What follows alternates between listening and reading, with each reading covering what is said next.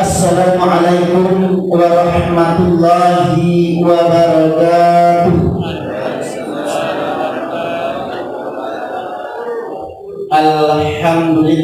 Alhamdulillahillazi arsala rasulahu bil huda wa dinil haqq liyuzhirahu 'ala ad-dini kullihi wa kafa billahi shahida. Asyhadu an la ilaha illallah wahdahu la syarika lah wa asyhadu anna Muhammadan abduhu wa rasuluh la nabiyya ba'd.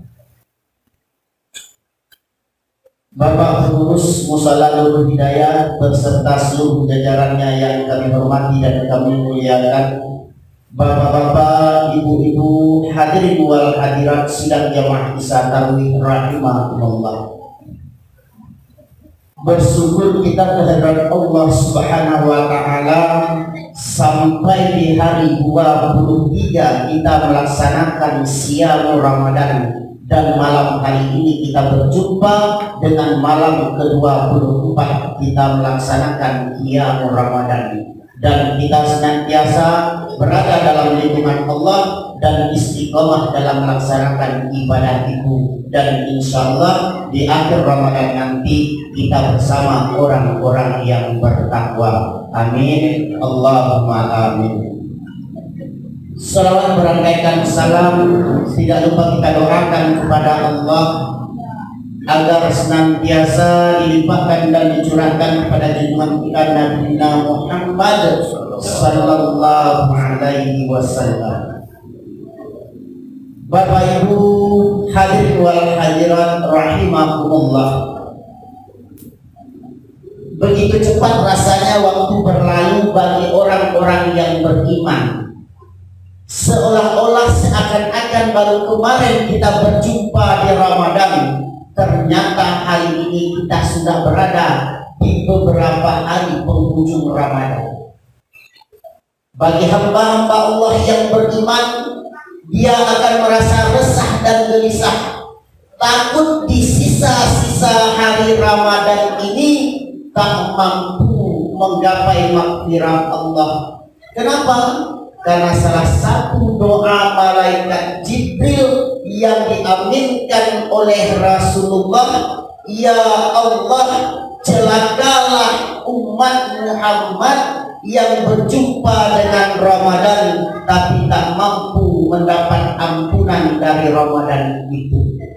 Mudah-mudahan kita semua adalah orang-orang yang mampu mendapatkan makfirat Ramadan. Amin, Allahumma amin. Maka pada malam hari ini, sesuai dengan tema yang diberikan pengurus kepada kami adalah amalan-amalan terakhir Ramadan. Bapak Ibu hadirin wal hadirat rahimakumullah, sebenarnya tidak ada yang berbeda antara amalan-amalan yang dilakukan oleh Rasulullah di awal-awal Ramadan, 10 hari kedua Ramadan, dan 10 hari ketiga Ramadan itu, atau di akhir-akhir Ramadan. Tetapi ada perbedaan dalam semangat dan pelaksanaan ibadah itu sendiri. Sesuai dengan hadis Rasulullah an Aisyah radhiyallahu anha, dari Aisyah radhiyallahu anha, karena Rasulullah sallallahu alaihi wasallam iza dakhala asru ay al-asru al-akhiru min Ramadan. Rasulullah ketika memasuki 10 hari terakhir Ramadan, syadda mizarahu, beliau mengencangkan ikat pinggangnya, atau dalam tafsir yang lain beliau mengencangkan sarungnya. Bapak Ibu hadirin wal hadirat rahimakumullah, para ulama memiliki dua tafsir dalam makna mengencangkan ikat pinggang ini. Pendapat yang pertama, Rasulullah di 10 hari terakhir bulan Ramadan menjauhi istri-istri beliau untuk khusyuk melaksanakan malam-malamnya Ramadan, untuk meningkatkan ibadah-ibadahnya Ramadan.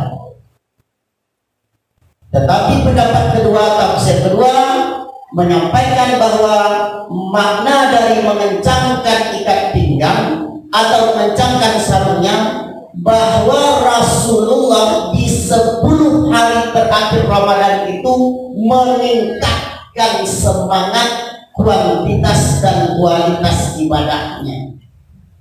Bayangkan saja, Rasulullah, Rasul utusan Allah yang paling mulia, yang terjaga dari segala dosa-dosa, tiada hisab bagi beliau di yaumil akhir dan menjadi surga untuknya, masih meningkatkan semangat kualitas dan kuantitas ibadahnya di 10 hari Ramadan. Bagaimana kita, umatnya, yang kemuliaan tidak ada jaminan bagi itu. Hisab itu belum tentu bisa jadi ambaradul, dan tidak ada yang menjadi surga untuk kita.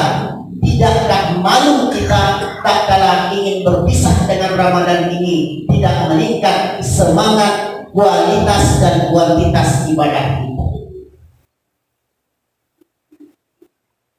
Bapak Ibu hadirin wal hadirat rahimakumullah, karena akan ada fenomena-fenomena baru Pak Bu di akhir-akhir Ramadan. Kalau Rasulullah di akhir Ramadan mengencangkan ikat pinggangnya dengan meningkatkan semangat ibadahnya, bapak-bapak biasanya di akhir Ramadan meningkat juga semangatnya.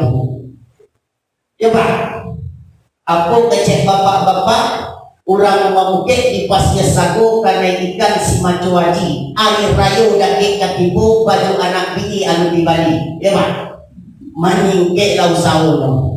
Kok besok mendono setol kini botol sudah, sehingga terlalailah puasa dan ibadah-ibadah. Maka bertolak belakang dengan apa yang diajarkan oleh Rasulullah. Mudah-mudahan bapak-bapak yang di sini tidak ada apa. Amin. Yang jauh, bapak-bapak yang jauh aja lah, 2 meter 3 meter dari sini apa. Ibu-ibu juga seperti itu. Akan ada fenomena baru di kalangan ibu-ibu di dekat-dekat 10 hari akhir Ramadan ini. Kalau tadi apa-apa bapantun, ibu-ibu dipantunkan yo, disambung. Puasa baru kurang bajaga, ibu-ibu pai balanjo. Isa lalu tarawih 3 dia telah membuat kue rayu. Yo. Itu belum tuntutan ke ibu-ibu juga. Godaannya kue rayu. Ibu-ibu berlomba membuat persiapan untuk Idul Fitri supaya hidangan di atas mejanya itu membanggakan ketika dia menyambut tamu. Sebenarnya bukan inilah makna semangat di akhir Ramadan ini. Lanjutan hadis Rasulullah tadi, selain mengencangkan ikat pinggangnya, wa ahya lailahu, kemudian Rasulullah menghidupkan malam-malamnya akhir Ramadan itu. Artinya bahwa Rasulullah meningkatkan kualitas dan kuantitas ibadah malamnya Ramadan Rasulullah, baik dari segi jumlah maupun dari segi kualitas. Terkadang ini yang kita lupa Bapak Ibu. Kita sholat, mohon maaf, tapi kita tak tahu dari arti dan makna sholat yang kita dirikan. Kita sholat, mohon maaf, tapi kita tidak tahu dasar kita melaksanakan sholat, karena kita hanya mencontoh tanpa belajar dan belajar kembali kepada sanad dan matan ilmu yang kita amalan yang kita laksanakan. Secara singkat, mohon maaf Bapak Ibu, salah satu contoh kecil bahwa tak kala mengangkat takbiratul ihram, sepakat para ulama dan tidak ada perdebatan tentang ini, bahwa tak kala mengangkat takbiratul ihram itu posisi tangan hanya ada 2. Apa itu? Mangkibaihi sejajar dengan bahu, uzunaihi atau sejajar dengan telinga. Cuma dua posisi itu, dan para ulama boleh lihat, boleh lihat di kitab tafsir dan terjemahan mana saja sepakat dengan keadaan itu. Tetapi kalau kita lihat ini sholat, tapi dia tak tahu arti makna dan bagaimana sebenarnya sholat yang dia dirikan. Mengangkat takbir datang di bahu dan sampai di tali musajli. Ya Pak. Padahal kalau kita mengaji, sepakat seluruh ulama mazhab dan ulama-ulama lainnya bahwa ketika mengangkat takbiratul ihram hanya ada dua posisi tangan itu, sejajar dengan bahu atau sejajar dengan telinga. Ini contoh kecil dari sholat yang kita dirikan. Bacaan, kebetulan saya guru di MTS, salah satu MTS negeri di tempat kita di Kabupaten Bogor, tepatnya MTS 5. Ketika saya termasuk salah satu guru bidang pengembangan ibadah, ya, guru ekstra keagamaan, saya menguji anak-anak yang baru masuk.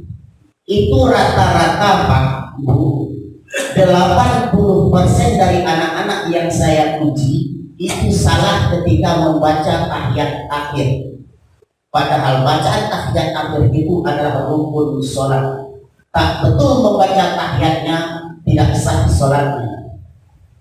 Apa bacaannya?